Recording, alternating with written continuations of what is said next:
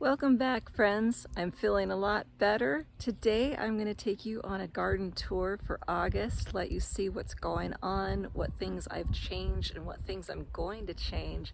And there's a really huge change in the front yard, so I'll be sharing that with you.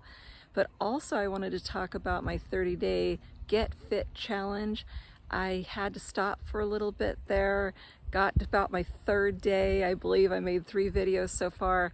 And after the COVID thing, although I was feeling a lot better, it was just a little too much too soon. So I had to kind of take a little break from that. So this coming Monday, I will be starting that up again for those of you who want to join me and working on getting stronger and more fit. And we'll have a lot of fun with that. But first, we'll go take a tour. I've got some of the Model A tires here still. I'm going to be using those the next time I grow potatoes and see how it goes, and that way I can stack them as they get higher. And then when it's done, you just tip them over, take one off at a time, and the potatoes should fall all over and easy for the picking. All right, we'll go inside and I show you what was the potato bed. This long area with the straw was the whole potato bed. Because right now I'm removing the straw, kind of piling it, getting the dirt that was there, piling it, and I'm very slowly getting the little potatoes out of there. Okay, hopefully you can see those 2 little potatoes there. They're baby potatoes, but they can be used still really well. It's what's in the rest of here. I already picked out, well, maybe close to half of them, and they're still usable. I just don't have big potatoes like I was hoping for. What happened is I had used that long line of straw before. It had a bunch of chicken manure. It was a little too fresh, unfortunately. I put it on the plants. They ended up getting burned and they ended up dying off. So I tried to save it with the new straw. I got all the old stuff off of there, hoping to save it. Put the new straw, it did not save it. And so now I was just to the point where just get out the little baby potatoes, what you've got in there, and start anew. So we'll do it a little different next time, and hopefully we'll have some good success. All right, here is one of the newer beds that I had put in. It's doing very well. These tomato plants just in themselves are doing so amazing. And what's even more amazing about those is all but one of them were plants from my mom's garden, and it had gotten frost over the night. It killed all the leaves off of them, and my mom was sure that they were dead. And I said, no, let me just take them home. I'll put them in the ground and we'll see if they do something. There you go. They've put all new leaves and they're growing beautiful, growing nice little tomatoes. And especially this one is very productive with little tomatoes. So we're getting some off of this one. This plant isn't very big yet, but it is giving some nice tomatoes. And here is one of the pumpkin plants that I planted. I am now growing it up this trellis. I'll make it a little stronger soon here. But all I did was take 2 stakes. I webbed in some string that you used for embroidery. It works fine for the time being. And then I took a stick and I helped to spread it apart so it'll stay nicely. It'll be temporary, and eventually I'm gonna make a little arch from there that goes up and over into the other garden bed that's right here where the potatoes are as you come through the doorway. So that should be really pretty. Have some pumpkins growing over. I'll give them some stability as they get bigger. Hang them from little nets or something. But got the kale is doing very well. I've been having to work with keeping the aphids off of it now. They found it, so we're having a little battle. The pepper plant that something had chewed down to almost nothing is growing back and doing beautiful. It is just about to give me some peppers soon. And the zucchini is doing so much better now. I've got 2 of them that are getting really big, and they're actually producing some beautiful zucchini in there. Can you see them? Oh, they're so nice. I've gotten to pick 2 that I didn't even know were growing. Oh gosh, I see one's growing in here now too. There's gonna be another really nice one. See? But what had happened, oh, there's a little lizard friend. Hey, lizard friend. These are so cool. I love those lizards. Eat those bugs. Do your job. But these two zucchinis on the end, they're kind of smaller if you can tell. Something had eaten those down to almost nothing, and they're actually starting to do better now and doing pretty good. They're starting to get a little size on them. It's getting some little blooms on them, and they should start getting some zucchini soon. So over here I have another type of pumpkin. It's gonna be so cool. It's starting to get longer. Eventually I'll trellis that. And all these little peppers through here, they're little jalapeno peppers. They had been chewed down to almost nothing also, and they're starting to come back beautifully. I've even gotten some peppers from them so far. Out of the 4 melons that I planted, this 2 melons are doing the best. Something keeps trying to chew on them, but so far they were concentrating on another even worse. I'm finally getting my first melon. I'm so excited. It's a honeydew melon. So I'm hoping and praying that something doesn't come chew it off or chew its arm off that's it's connected to, because that has been known to happen before. Everything seems to grow on a little bit of a different timeline here in the 9B growing area. I feel like things tend to do better in the later part of the season rather the earlier part. You know, so I'm kind of thinking of replanting the way I plant things so that way they'll do the best. I'm testing it out. I've been starting to keep a journal, and I will continue and put down when I plant things, how they're doing, and then try to adjust for this area, and hopefully they'll do even better with time. Here is one of my beautiful little melon plants, and unlike the other side, it's not doing as well. That's because something's been chewing it so badly. Why these two? I'm really not sure, but I don't really think that my ambrosia melon is going to make it. It's chewed it so severely, I really don't know what's going to happen with it. Oh my gosh, and as far as this melon, look at that right there.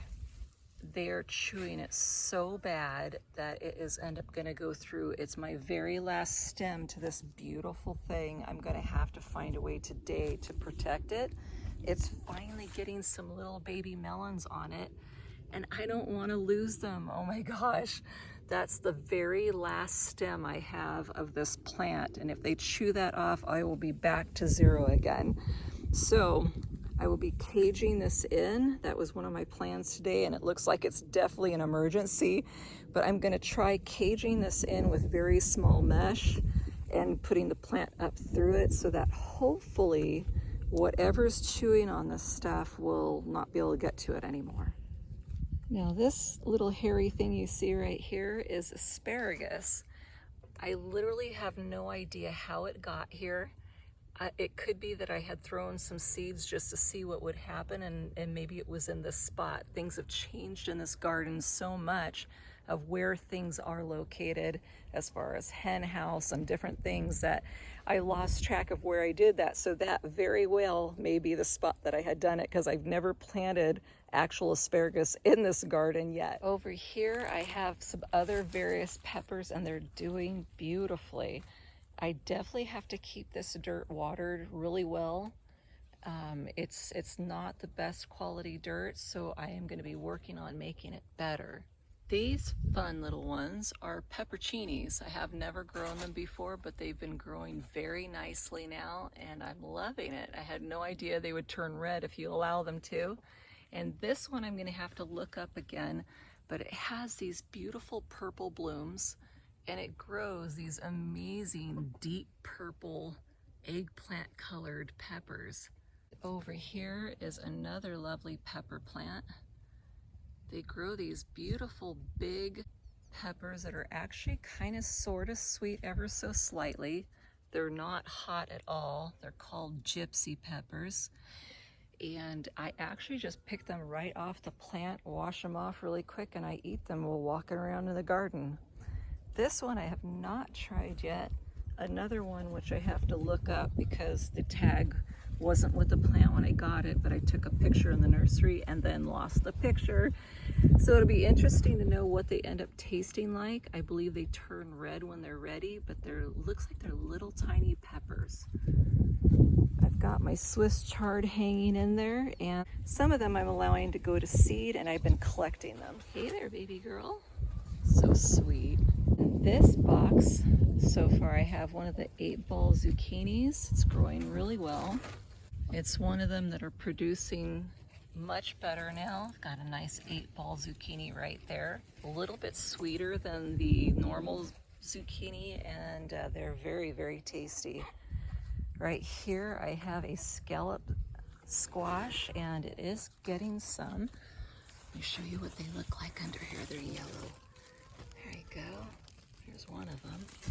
They're doing a lot better. Up here it has been so incredibly hot that I've been having to water things a little more often than I like, but otherwise the dirt gets so dry that they're just trying to die. This zucchini, it's a regular zucchini squash. It's doing a whole lot better now. Starting to get its health revived again. It's getting some little baby zucchinis on it, which is a good sign. I wasn't getting that before. So I'm very hopeful. This is some artichoke plant. It seemed like it was one, but it was growing a lot more.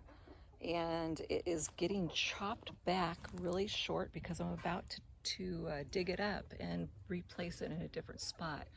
But they do get the most beautiful purple flowers on them. I figure let this continue to go, and then as soon as that's done doing its thing, I'm gonna dig it all up and put it in a much better spot. Through here, I have a few tomato bushes left that I'm gonna continue to stake up. I think I've staked all of them but these 3 so far. I started to stake that one up, which is hard to see. It's not growing as well as I would like. It's got one little tiny tomato on there.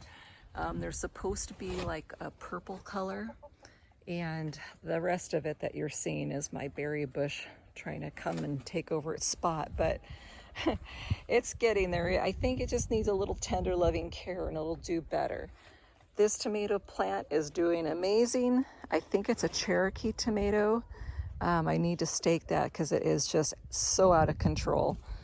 And over here I have a cherry tomato that is not as happy, but I ended up realizing that the dirt is not good here at all. So I need to remedy this dirt all around it, make it good soil, and then that should help it to do a lot better. And through here I still have the different types of squash, and over there some squash also. They have not been doing as well. Again, the soil makes a huge difference. Not very good soil, so I'm going to be amending them also. And they also need a lot more water. And now that I've been watering them more, they're getting a lot more perkier and a lot happier. Then they're starting to actually grow some babies on them. So I'm hopeful for that. So I'll be trying different things to help these plants out, not only to have better nutrients to the soil, but to help the water retention. This one, I put some of the stuff that I had on top of the potatoes before that had some of the chicken manure in, but it's a little older now. I didn't put a lot, just kind of a thin layer, trying to see if I could keep a little bit of that water in the soil better. And when I water, to let some of that nutrients get into the soil at the same time. So that's something new I'm trying. And over here is my different types of olive trees that I've got, and the vining grape ones that are used for wine. And those will be getting in the ground very soon. I've been keeping them in shopping bags and filling them with water. Works very well, so much better, so much cheaper in keeping them healthy. I've got them all trimmed back from the time when I wasn't watering them like they needed to be. Didn't have them in the bags, so they were getting dried out way too quick, and they really need to be on the ground. So now that I've trimmed them up, got all the dead stuff off them, and been watering them nice in these bags, what an enormous difference it's made. I mean, some of them are actually starting to produce some little baby olives, And that's super exciting to see. Just like this one olive tree that I've had established for a while, it's really starting to get some nice olives on it now. Another thing that I've been working on that I'm almost completely done with is I've got another little pile here of weeds that I was picking yesterday. I have this type of weed. If I remember correctly, it's marshmallow weed or some kind of name like that, but they get really tall, really huge, and they will completely take over an area and make things very hard to grow. They have a very deep taproot, so I'm trying to get them out of here. But I've been working on getting all that weed out of here. It was covered all over this ground. Oh, I got one left right there that I got to get, and a little tiny guy right there. But it's gotten a lot better. I've been clearing out all these areas and all these areas all around. I've got my beds almost completely free of any weeds at all, so that's awesome. On to the cucumbers. They are doing wonderful. They are, well, a few of them are, I think, are a little taller than me now. So the trellis system that I made is cheap and it's working beautifully. It was just some scraps of things I had laying around on the property already, and they've been growing some wonderful fruit. I've got one right here, and there's another one growing down below. I've got the lemon cucumbers here, which I don't know, they're still setting some babies, just tons of them. I think I darn near picked up all the ones that were ripe, so I don't think I have any ripe ones on there anymore. And this one is starting to do much better. I was having a little bit of a hard time with it, but this is one of the burpless cucumbers. Take you back through here. It's where I have my blackberry bush. It's thornless. And what I did is I have these different posts coming up from where we suspended the hog panel for the chickens so nothing can get them through the top. Hang my little garden sign. I put this trellis that I'd been given a long time ago by my parents, and I am growing the watermelon up it. So I'm super excited. I even have a baby through right there that I hope does well. And I am praying and praying that nothing eats off the branch like it is on my other melons. But the tomatoes are doing really well. They're getting really big. The tomalio, as I call it, the tomatillo, is really starting to get some height to it. It's, I think, a little taller than me now. It's not setting fruit as much as I'd like. Tons of little flowers all over it, but I have not seen any fruit in a little bit, so I may need to give it some food and see how it does. The little rodents have been having fun. They've been chewing the heck out of my poor little pepper plants over here. They're the chocolate beauties and all that stuff. They're leaving everything else alone. So far, I hope that they stop. I've been leaving them offerings. My Roma tomato plant had about 15 tomatoes on it that were in various stages, and something ate them all in one night. So over here I have some more. Big mess to clean over here. Don't look over there. But I'm starting to get more and more ripe tomatoes over here. One's not doing too good in the very back. It's this purple type. I'm gonna see if I can get it to start behaving and being happier. It grows these really neat tomatoes. I'll show you up close. These neat little fruits. They're very purple, but yet they have some orange in them. They almost seem a little red at times, but they were really deep purple at first, and I was trying to figure out when it was time to pick them. And I found that when they get more orange in them and look kind of stripedy, then they're ready to eat. It's an aromatic grape. There's a lot of tomatoes that I plant sometimes, and I have no idea what they're supposed to taste like, but I get curious and I want to try them. So I just wait, I try them in different stages and then see which stage tastes the best. My plum trees are getting very big. I'm gonna definitely cut them back this year and kind of let them start with some new branches, but I am still to this day working on picking all the plums. There's a lot of plums in there. Some that have kind of shriveled, but there's a lot that are still super good and need to get off the tree. Been trying to wait for that perfect moment so they're nice and sweet and soft. My little herb garden and flowers that I grew through here are doing pretty good. Something's been chewing on some of the stuff, so it's been a little bit of a battle. And overall though, you know, I keep getting things to come back. My purple basil was almost completely chewed up, but it's coming back. Everything's filling out pretty good. Needs a little bit more water, a little more help, but it's getting there. May change us up just a little bit. I've cut those nice little Mexican primrose. They're coming up everywhere. Everywhere. They're so beautiful, but I can't let them get too out of control because they will try to take over the entire garden if I let them. What's made it a little challenging is I keep having to go around the entire chicken coop and fencing and everything, going around the back to that gate over there to get into this part of the garden behind this fencing so I can take care of the veggies over here that I just showed you.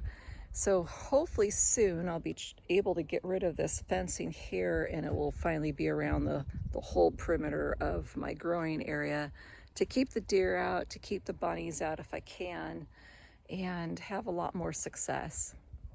Okay, I have another thing that I'm super excited about showing you. So we're going back inside the other part of the garden. So when we first moved here, there was only native oak trees here, just kind of here and there. Everything else was just dirt and rock. And so anything that's planted here is my doing. Paul's not really into planting too much, but he does help me take care of things when I need him to.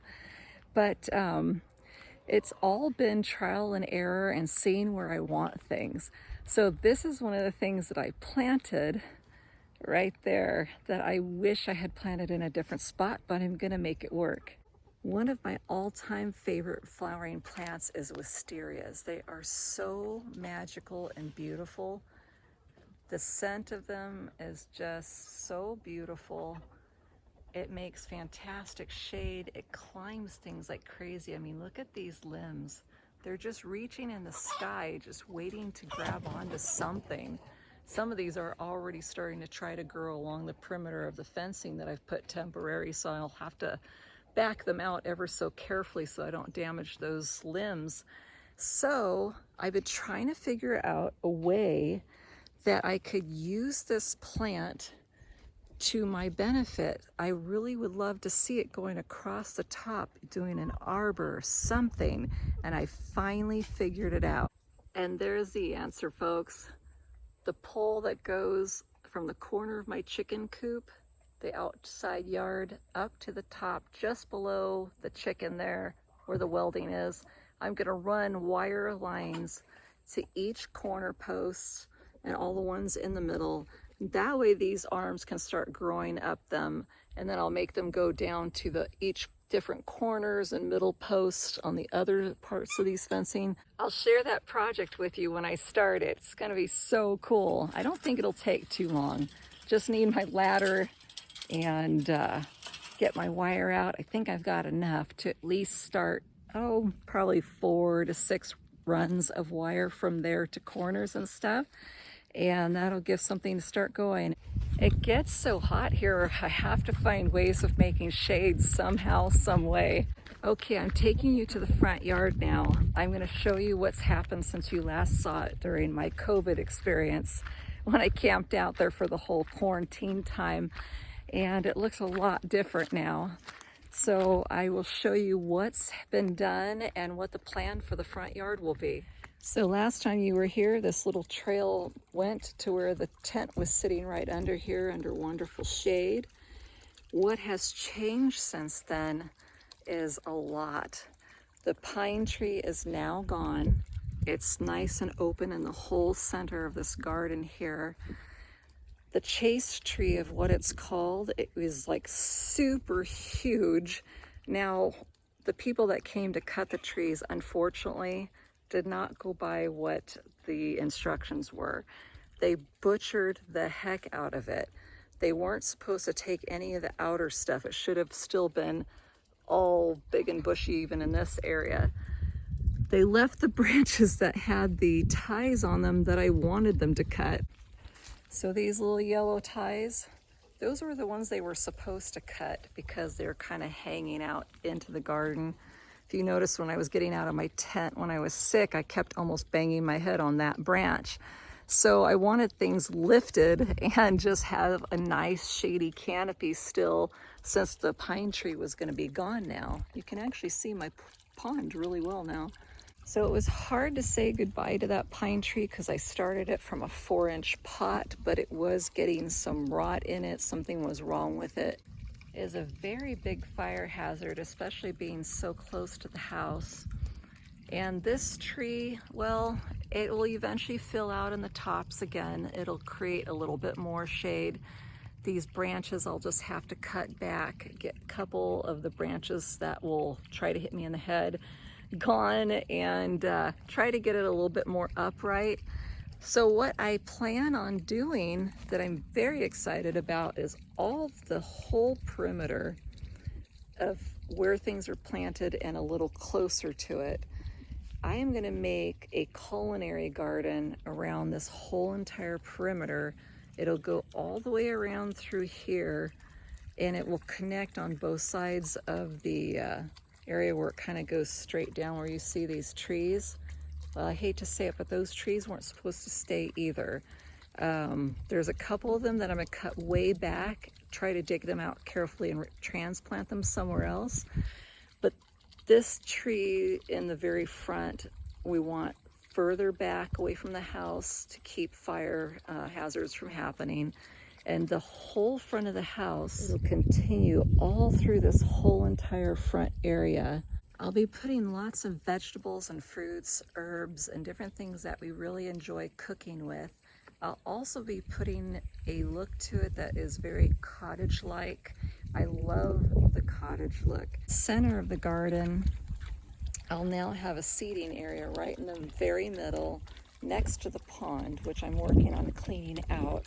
Unfortunately, when the guys cut the tree down, they didn't put anything over the top of the pond. So all the shavings and pine needles, everything went on the pond, and I have fish in there. So I've been cleaning it out as fast as I can. I got a huge majority of the plants out. It needed to be thinned anyways, but maybe it was best that it was grown over so that the fish didn't get suffocated so easily. That was bad.